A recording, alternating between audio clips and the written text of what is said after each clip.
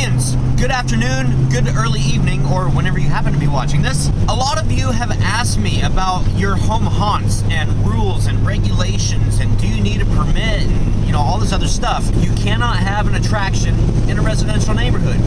However, we all do it because it's not really an attraction, it's more like a community function. So it may be a play on words, but something really exciting is about to happen here.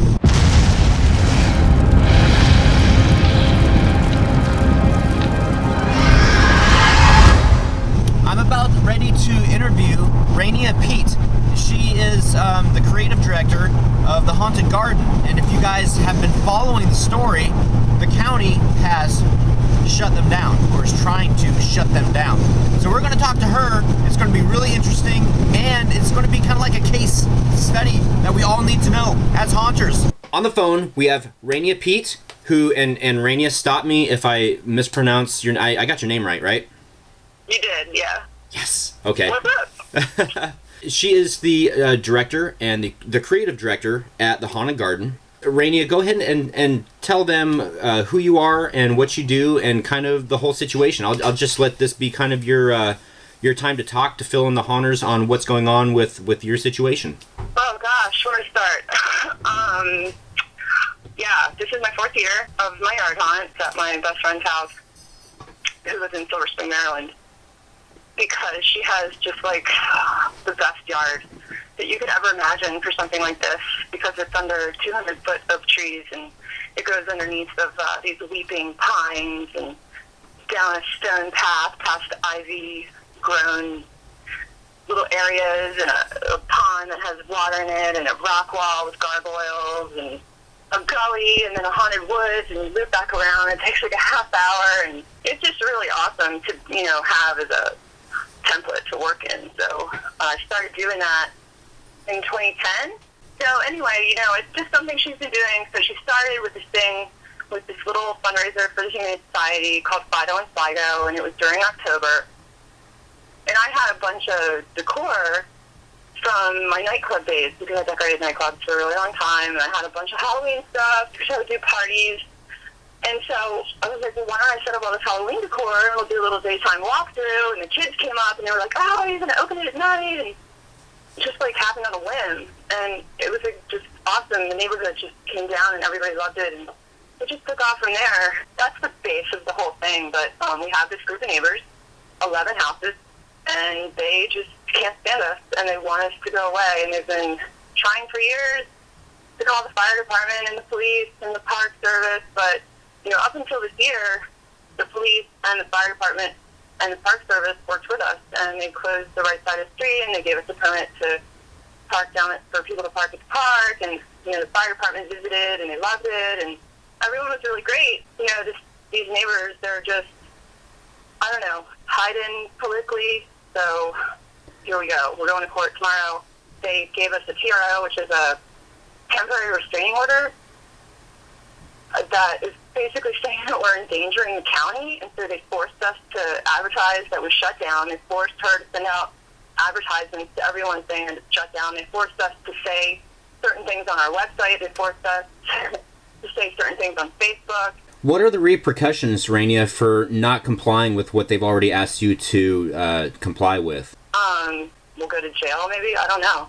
There was a county guy here today. He was like, he got out of his car and took all these pictures of all of our setup and the backyard, and I'm in the middle of setup. There's stuff everywhere. It looks like a freaking crazy place right now. Then a little campaign with the kids making signs, and we have the whole neighborhood of kids down here making signs and protesting for saving the Haunted Garden, and they love it.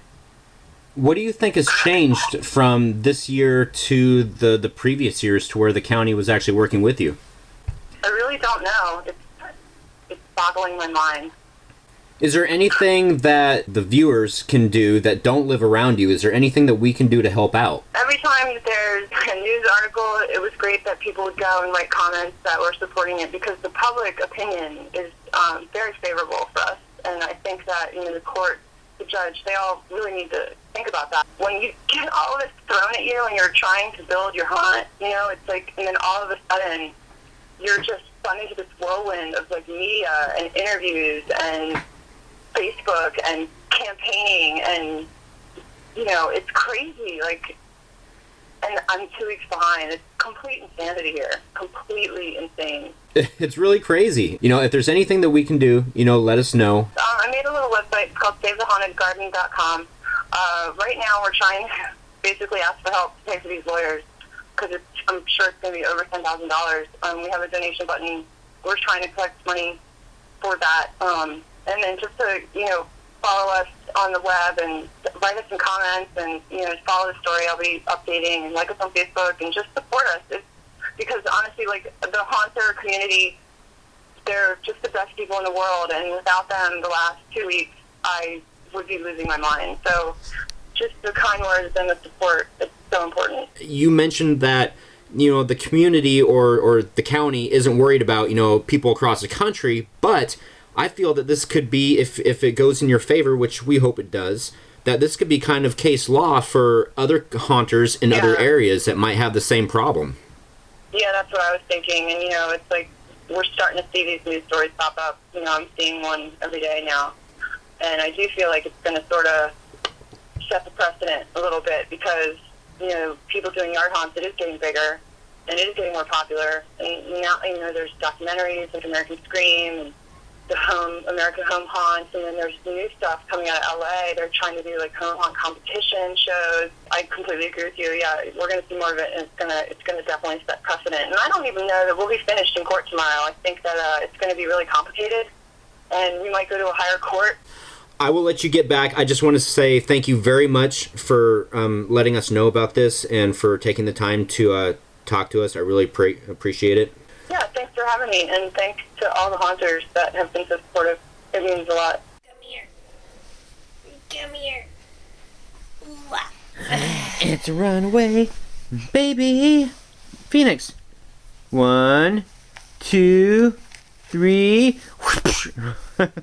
Yeah. Oh, I saw it on this website I fell in love with, and I'm not telling anybody because it's all mine. No, just kidding. It's called Zellify. See? Aww. Baby got ball. I mean, it's a little long, but it looks like it's big, but it's not. That's awesome. It fits him perfectly. Yeah. It's my haunt mascot. She loves to come in here when I'm working in here. She has actually learned to open the front egress door, which is really funny, because she's afraid of doors. I'm not sure if Lori Lee got the hallway yesterday. The hallway looks so much better. She went in here and did some detail work in the hallway. I have this yellow light down here as a work light, simply because it's a little bit more robust.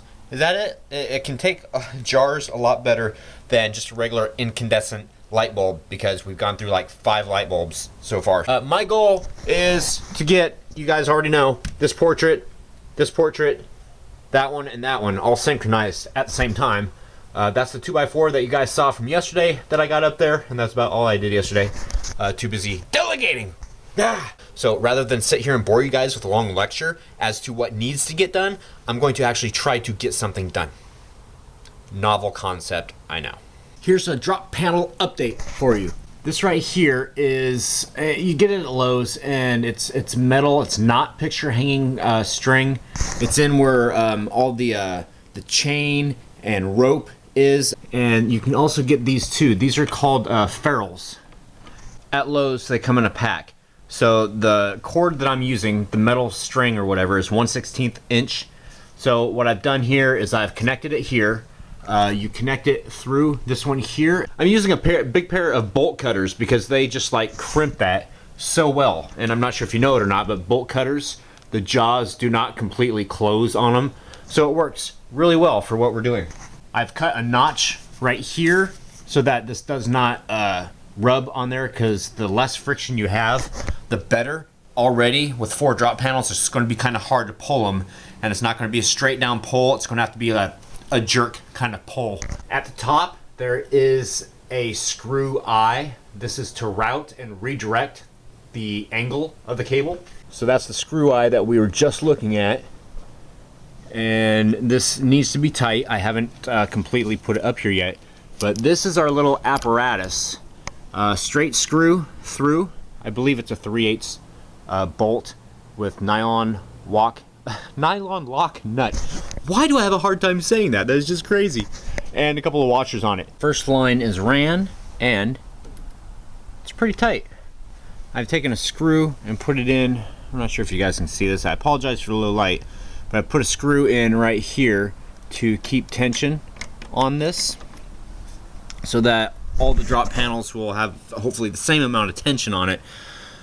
So when I go and do this, they'll all drop at the same time, approximately. And this one here is going to go up to the same spot right here because it also needs the forward motion to pull in this direction. Do you guys get that? It needs to pull in this direction because I'm like holding this. You guys don't know that I actually hold the camera in my hand, right? So most things I do are like one-handed. It's a little while later, and I now have both of them attached to this one side of the pivot. So if I come over here, and this is going to be the side over here that has the pull string on it. If I go and I push this way right here, if I can get both these drop panels in the frame. Watch this, you ready? There we go, 2 drop panels, same time. That takes care of 2 of them on that side. So I still have the handle to do, the pull handle, and then I have to take and do these other 2 on this other side, the outside. I really don't know what made me just think of this. No, not my cell phone vlog bombing again, but this other thought that's going around in my crazy squirrel brain. I wonder if there is a Guinness Book of World Record for the most drop panels synchronized in a haunt at the same time, which accomplishes the synchronized part.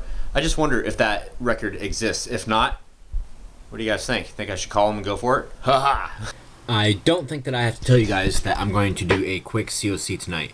Haha! Isn't that just funny? What? 779. 779 time I've said that. Steven556478, what's the name of the haunt this year? I'm dying to know. It is Hellmouth 6 Charlotte's Curse. Adam owns, at first I thought it was airborne, but it may be in the water, or like the swine flu and came from the pigs. Somebody said that because they're killing all the walkers at the fence and leaving all the bodies there, that they're decomposing corpses are seeping into the groundwater. Ooh. And Lori Lee posted today and said, Phoenix is watching you on the vlog and keeps touching the screen to get to you.